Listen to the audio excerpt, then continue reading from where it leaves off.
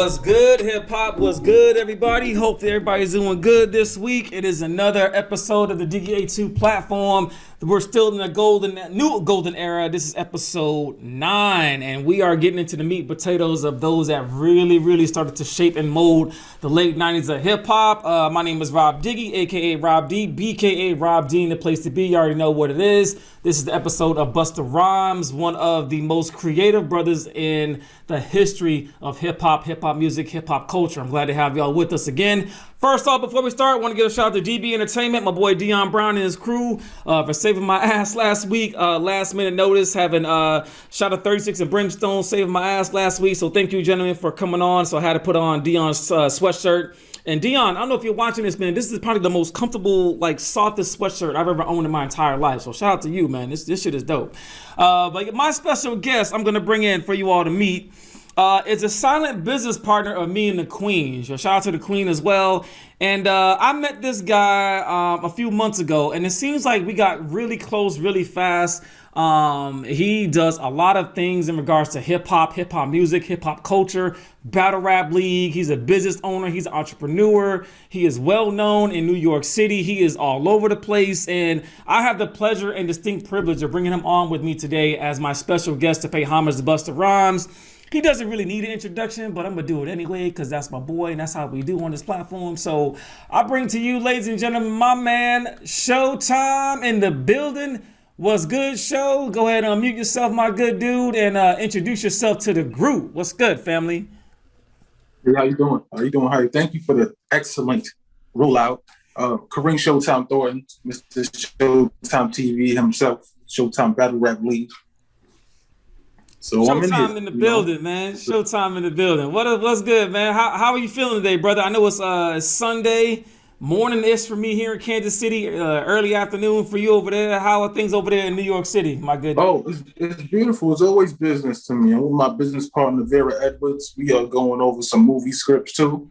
Oh, you know what I'm saying? Definitely getting into the movie situation. So, video, always holding me down, you know how we do it. Yeah, always moving. So shout out to your business partner, who I hope I get a chance to meet here real soon. But all right, so this episode is about Trevor George Smith Jr., better known as Busta Rhymes. So let me break down some facts about Busta Rhymes first before we jump into the discussion. You already know how we do.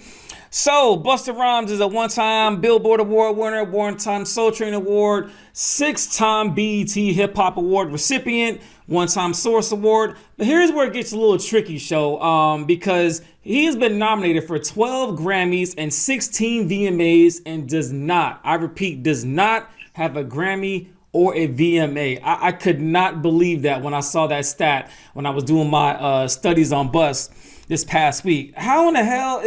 All right, anyway, so here's a prime example of why hip-hop gets it wrong sometimes. So I went back, and I don't know if you all know about Busta Rhymes' visuals and his videos, but I'll get to that here in a little bit. But in my personal, humble opinion, Put Your Hands Where Your Eyes Can See by Busta Rhymes is the greatest hip-hop video of all time, right? So that's my personal opinion. You can battle me. We'll talk about it offline, whatever. You're probably going to lose that battle, but anyway. So I went back and found out that when that video was nominated for the VMA, the video that beat it out was Will Smith's Getting Jiggy With It. I'm like, really? Like, hold up. Like, this is like the greatest piece of visual artwork that we have in our culture and gets beat by Will Smith? Like, so that's what I'm talking about, where we get it wrong sometimes. So hopefully, Busta Rhymes, if you see this, justice for your video, man. It deserves the praise and due. One of the most expensive videos also shot was him and Janet Jackson. What's it going to be? A $2.4 million budgeted video. One of the highest or expensive videos in the history of music is that video. So we'll talk about that as well.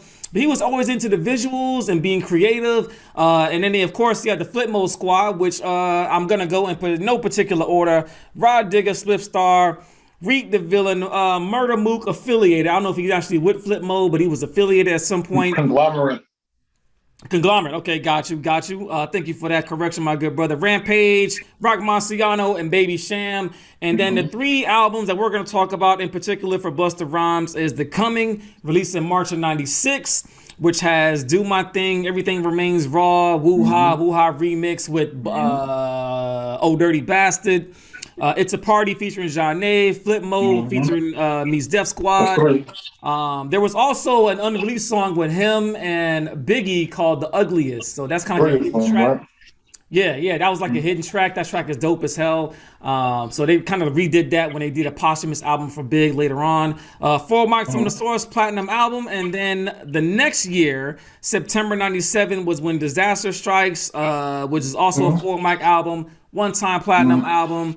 Which had The Whole World, Laughing at Me, Survival Hungry, So Hardcore, Get High Tonight, Turn It Up remix, Put Your Hands Where My Eyes Can See, Rhymes Galore featuring Erykah Badu, and The Dangerous, and I love The Dangerous video. And then he dropped one of my favorites of that three segment, is the Extinction Level Event, which was released in December of '98. Everybody Rise, ELE, Tear the Roof Off, Just Give Him Some Raw, Keep It Tight, Give Me Some More, Wild and Rowdy with Mystical, Parties On, and What's It Gonna Be with Janet Jackson, which was a 4-mic album and a platinum successful album as well. So that is all the facts that we have for Trevor Smith, aka Busta Rhymes, and we're gonna jump into the discussion. So once again, thank you, Showtime, for coming on with me this afternoon, man. Many blessings to you.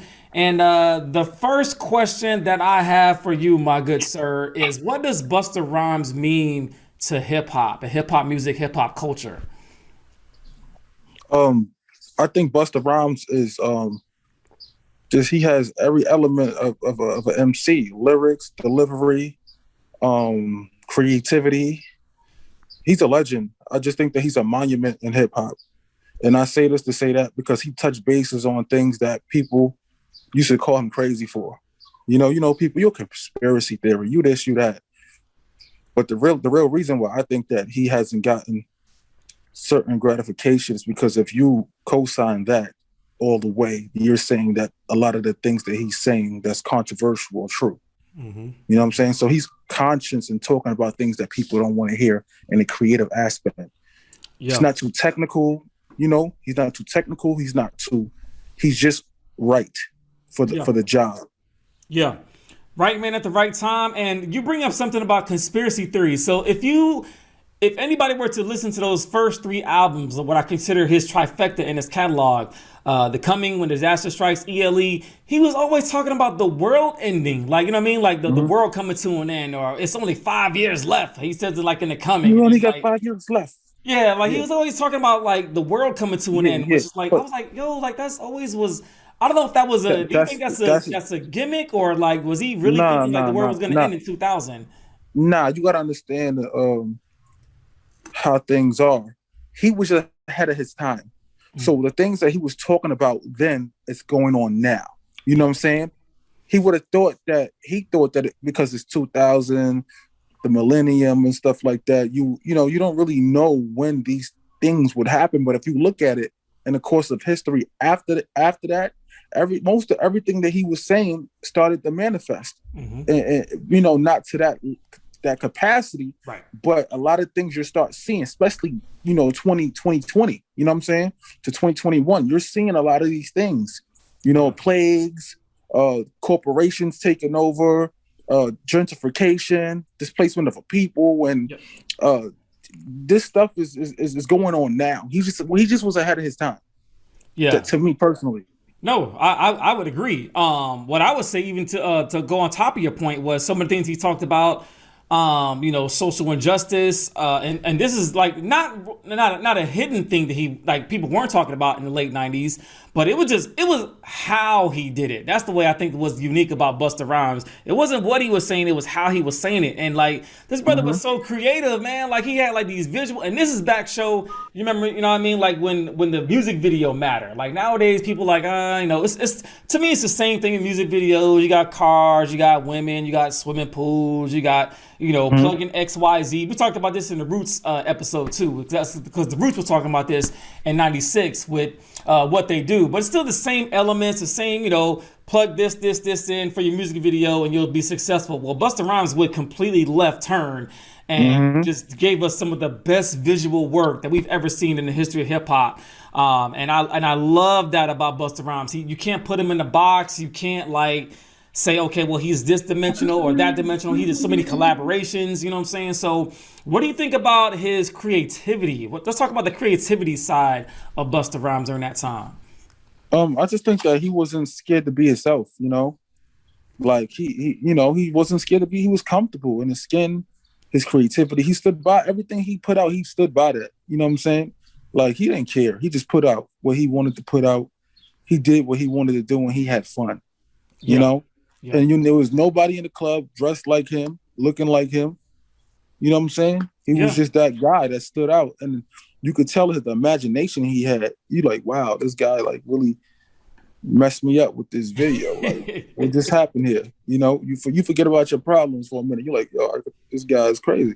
Yeah, man, you would think that, right? And then like, so to your point, like to his creativity, I remember listening to the Get Up Fired Up remix with the Knight Rider flip, right? Like, who the hell's gonna flip Knight Rider? I was gonna bring that up. You know what I'm saying? I was gonna bring that up. You said don't bring that up, but I was gonna bring it up, but I didn't want to jump too far into or go out of. But Fired Up was dope because him and Timbaland dropped Knight Rider beats around the same time. Yeah. You know what I'm saying? Yeah. And that Fired Up video, it shows you basically the like the mindless clones walking, and then they putting the microchips in the back of their heads. Mm-hmm. They putting the barcodes. Yep, the barcodes. Yep. Yeah, man, he was doing like all that crazy stuff, man. Like just forward thinking, and just creativity just out the ass, man. Like I was watching his videos all this week. I'm like, who would even think about some of this stuff in 2021? You know what I mean? So I was like, wow, man. Like, mad salute to Busta Rhymes and his visual efforts, and putting the effort and ability to create music videos. I mean, music videos was so heavy in the 90s, and he was definitely at the top of the stack, at least in hip hop, I would say.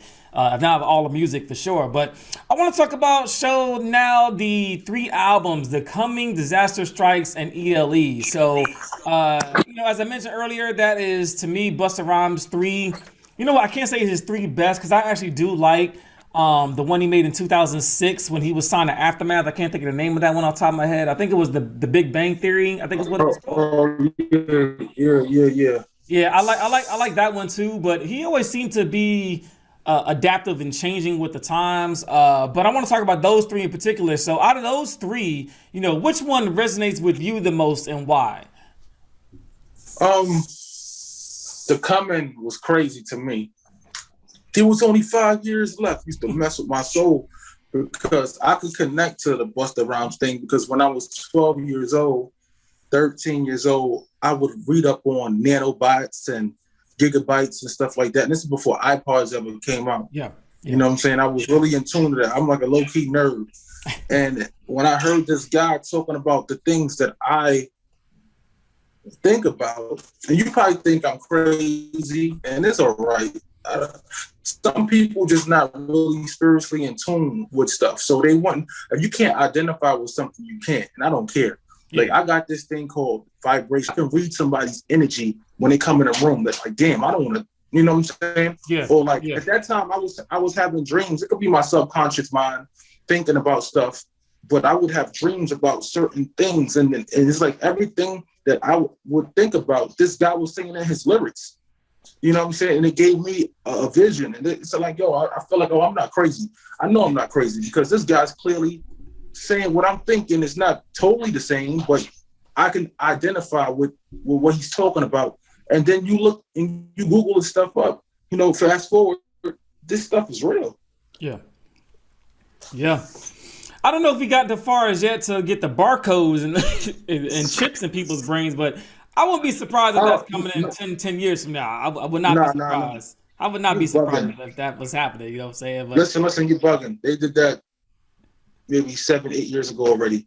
They put no, it's a fact. They put the microchips inside dogs, so they could, don't forget that, so they can find where dogs at. And then now they have the chips. Like, I used to work for Goldman Sachs. Those microchips are inside cards. You know what I'm saying? Even in your Chase card, your bank card. Though they already had chips. Like I think maybe certain prisons probably have certain things with. That's everywhere now. It's just not mandatory yet.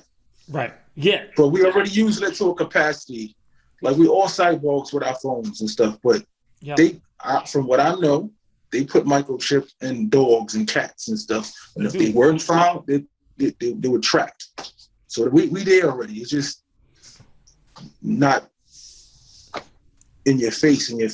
Yeah, and I think that's a good point, man. Like he was able to foreshadow, like, you know, in essence, what was getting ready to happen, and it's, you know, and who knows, man? Who knows what the hell people are doing nowadays? You know what I'm saying? Who knows if people are getting these microchips in their brains and all that? It probably, like, to your point, it's probably already happening. We just ain't seen it. You never really know, man. But neither here nor there. But I do want to talk about a little bit about Busta Rhymes himself as an MC, because oftentimes, Show, and I know you probably can attest to this, I want to get your opinion about this, is how is it that when we talk about the best MCs to ever walk the planet Earth, Busta Rhymes is usually like near the top 5, but not in the top 5. So is he overlooked, or is there's just rappers that are just better than him, or is it just a preference, or is it a preference?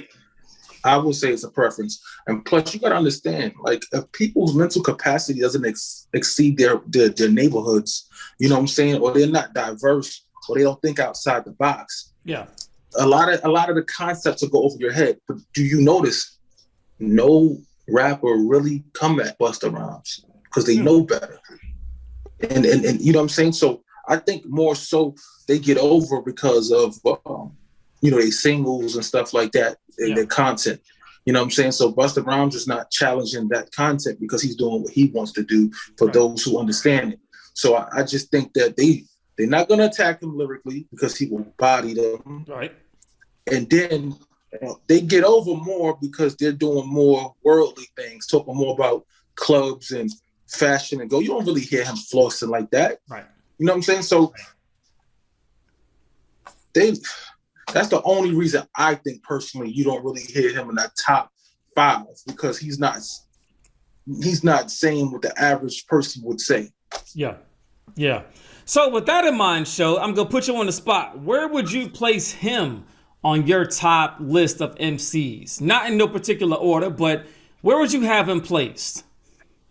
So for me, it's kind of funny because, like me, I'm a Jay-Z fan. Okay. And I say this because of the lyricism is cool, but it's more the wit. Yeah. You know what I'm saying? And that's what, when you make music, you're talking about a song. Right. Then I have M. I have M, and I have the Locks. And after the Locks, I'll put Busta Rhymes. That's just me personally, because I can identify with the Locks, and it's only who I can identify. I say Busta Rhymes. I put him around like maybe 5. Yeah, 5. Only because I know that I only could get a certain thing from him. You know. Yeah. It's like, it depends what you want for breakfast or dinner. I know I'm going to get this here. The Locks is going to give me that street. Jay is going to give me that boss mentality. When I want to talk about conspiracy theories and politics stuff that's not too technical, I'm going to Busta Rhymes. Yeah. So I will say around there. But lyrically, better, he would have to say, I'll have to put him like as a person. Yeah. Man, right next to Eminem. Like, who else besides Eminem and Papoose? And Papoose is not even in this conversation. You see what I'm saying? Yeah. There's only so much room at the top, Show. You know what I mean? You can't put everybody up there, unfortunately. You know, there's the elite, there's the elite of the elite. You know what I'm saying? I would place Busta around 6 or 7. That was what I said this week. After going back to this. Yeah, I mean, but like I said, that's just me. You know, that's my personal take. But he's around 5 or 6. I mean, I'm sorry, 6 or 7. Only because I always have like you mentioned, what do you want for breakfast? So do I want some LL Cool J today, or do I want some rowdy Busta Rhymes? So it's really kind of like, what is your flavor for that particular? That's a really good analogy, because whatever mood you're in, you know, Busta Rhymes going to give you level 10 every time he comes out, right? If you go to his live shows, if you ever seen his live shows, he's probably the best live performer in hip hop. If you ever seen his visuals, like, he is bringing it. You know, if you go to a Busta Rhymes show or a concert, he's gonna give you all your money's worth. You know what I'm saying? Like, he's not gonna disappoint. I hit you with the 1, 2. tear the roof off. Yeah, off, you know what I'm saying? off. He is gonna Tear the bring it roof level off. 10, and that's what I love about Busta. Even now, if you know, he a little Yo. older now. You know what I'm saying? But he gonna bring spliff. He's gonna bring the energy. He's gonna bring it. That's just who he is, and that's what I love about him. He's unapologetic too. You know what I'm saying? Listen, brother. When Disaster Strikes Part 2, crazy. Yes. Crazy album. I don't care what nobody say. Cesar, like if you look at what he doing right now, he got the he's talking about Oye and the ancestors, and it's crazy. The visuals is crazy. If you're talking about where he at with that, and that's some next level, spiritual, lyrical, and then when Disaster Strikes 2, he piggybacked off of 1. Yeah. He's like, he was kind of early. He really clarified that. But now we here. What's up?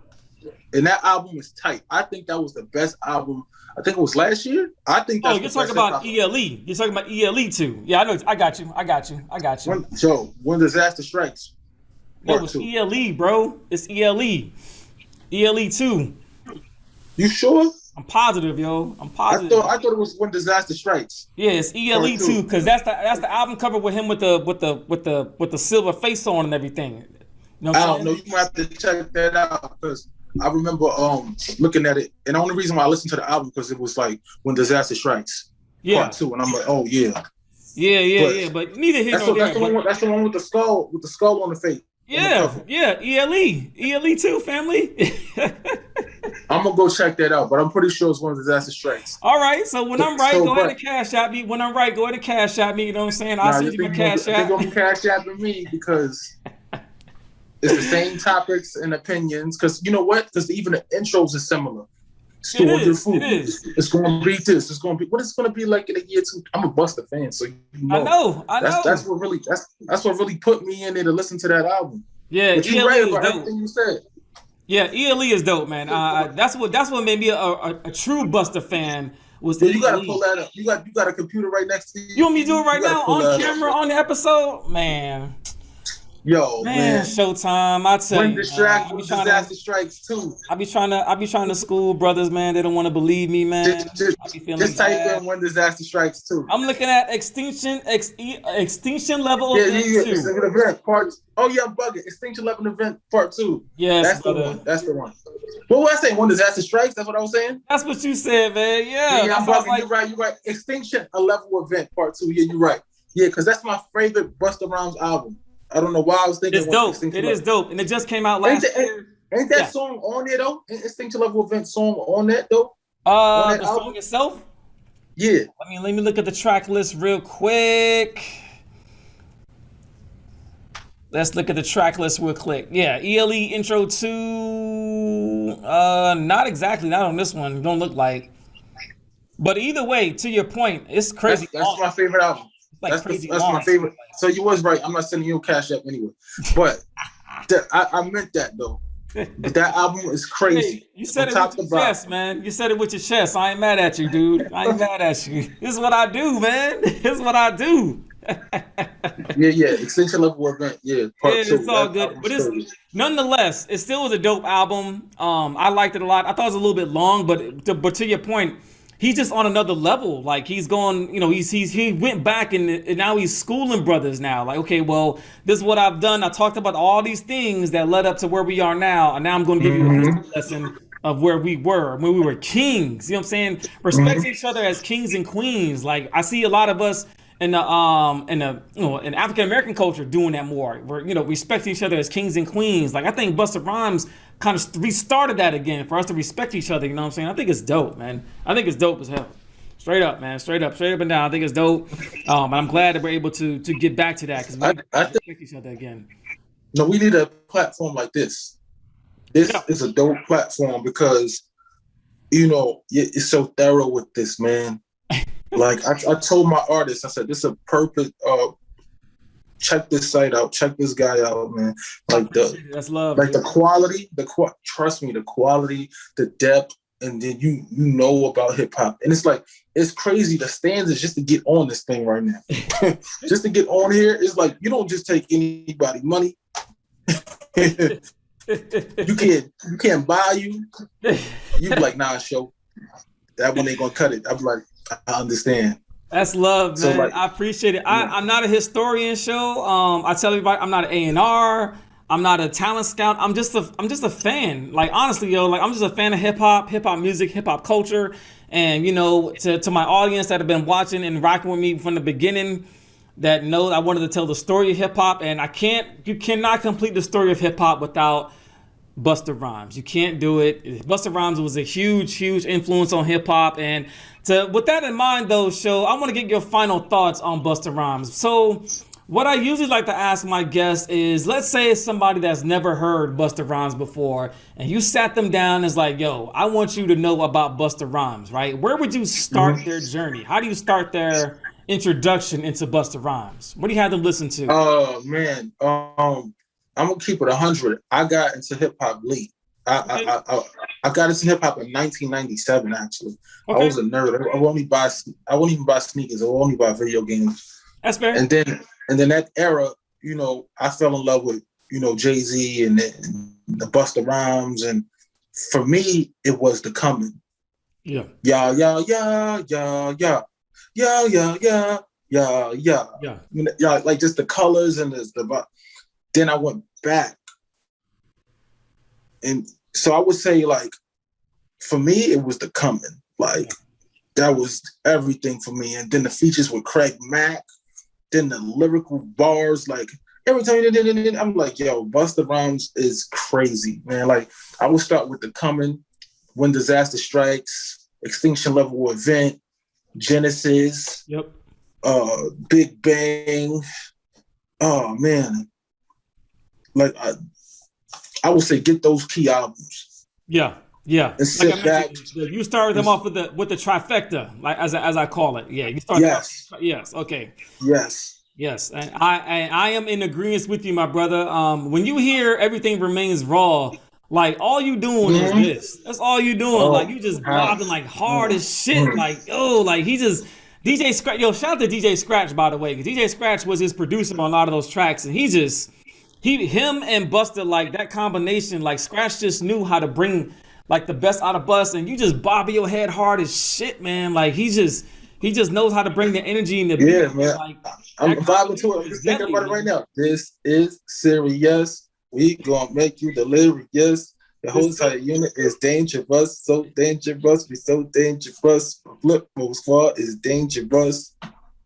That's my joint, man. It's dope, man. It's dope. It really is, man. It really is, yo. But oh man, show. Thank you, brother, for spending time this Sunday afternoon. But ladies and gentlemen, like we have been doing in season 3, we've been giving a 9-second moment of silence to pay homage to George Floyd and the memory of George Floyd throughout the year, or throughout this season, rather. So, and then we'll get out to the shout out portion. So, show if you could join me in a moment of silence for Mr. George Floyd real quick, and then we'll get into the shout out portion. Mm-hmm.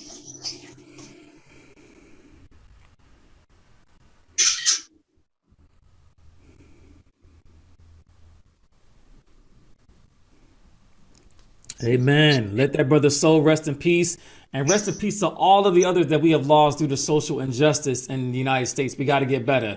Showtime TV, my good brother, my silent partner, man, it's been a pleasure having you on, man. But it's time for shout outs, man. Who are your shout outs going to this week, my good sir? The floor is yours, man. Oh man. First off, I want to thank my team. You know what I'm saying? I gotta shout out the Road Dog, man. We go to Harlem. We vibe out Vera Edwards, man. If you don't know, check her out. Street Line Video. Word. She made me a movie star, bro. She did.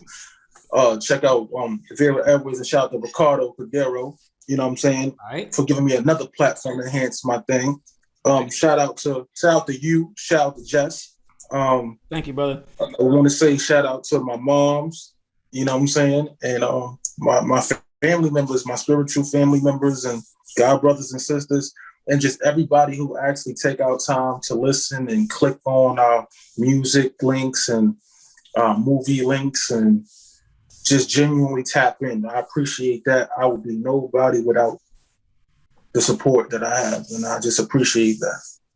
Word, man. Word. Thank you, Showtime. Thank you, brother. And my shout out is short this week. Shout out to, like I mentioned in the beginning, Dion Brown for DB Entertainment, DeBenco, my homeboy down there in Florida, and his crew. Shout out to Showtime, our special guest today, and his entire movement. So like Showtime is like, he's not one dimensional. Like Showtime has his hands in like a little bit of everything. So I don't want to disclose what all this brother does, but he does a lot and he's getting ready to do more. So, and I'm just humbled to be a part of his network. So Showtime, thank you, brother, for letting me and Jess into your life, into this entertainment biz. So thank you, brother, for everything you're doing for me, in front of the scenes and behind the scenes. So that's real talk. And shout out to all the Battle Rap League, Showtime TV Battle Rap League. Shout out to them brothers. Them brothers are multi-talented. I love being a part of that crew, man. I just love watching, being a part of that. So shout out to them fellas and what they bring in energy with your platform. Shout out to my family. Shout out to my moms. I know Mother's Day is coming up soon. So shout out to all the moms and the mothers out there holding it down. And of course, and as always for me, is shout out to hip hop music, hip hop culture.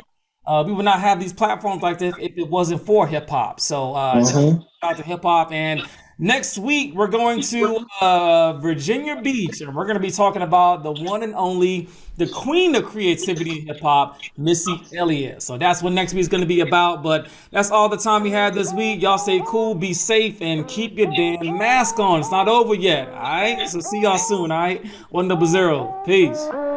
Yeah.